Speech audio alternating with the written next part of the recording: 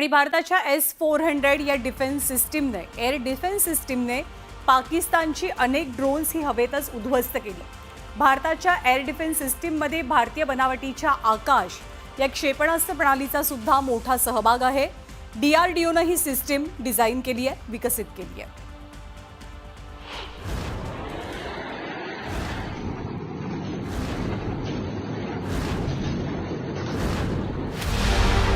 भारताच्या air defence system मधील आकाश क्षेपणास्त्र प्रणाली ही पूर्णपणे मेड इन इंडिया प्रणाली आहे। मध्यम पल्ल्याची जमिनीवरून हवेत मारा करणारी ही स्वदेशी क्षेपणास्त्र प्रणाली DRDOनं डिझाइन केली आहे, ज्याची रेंज 25 ते 30 किमी आहे। ही रडार आधारित कमांड मार्गदर्शनाखाली शत्रूच्या लक्ष्यांवर 90% अधिक अचूकतेनं हल्ला करते।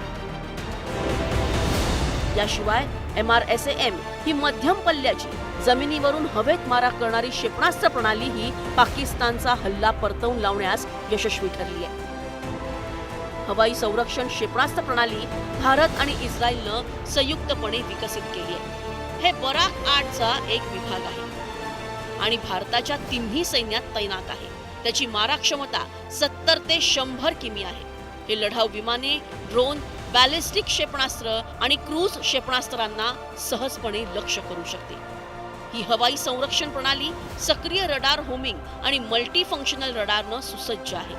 या हवाई संरक्षण यंत्रणेनं उत्तर आणि पश्चिम भारतात पाकिस्तानी ड्रोन आणि क्षेपणास्त्रे नष्ट करण्यात भूमिका बजावली आहे। आकाश ही एक इंडिजिनस डेव्हलप केलेली आहे। आपल्या DRDOची एक फार चांगली सिस्टीम आहे। ही दोन्ही पद्धतीने वापरता येते, म्हणजे एअर लॉन्च आणि ग्राउंड फोर्सेसनी पण।